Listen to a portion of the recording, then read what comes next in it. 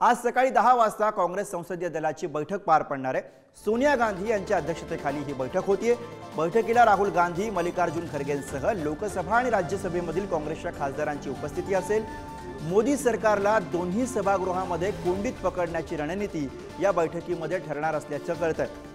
अधिवेशनामध्ये काय मुद्दे घेऊन आक्रमक व्हायचं यावरही मार्गदर्शन केलं जाणार आहे। राहुल गांधी यांच्याविषयी अनुराग ठाकूर यांनी केलेल्या वक्तव्यावरून काँग्रेस आजही आक्रमक पाहायला मिळते।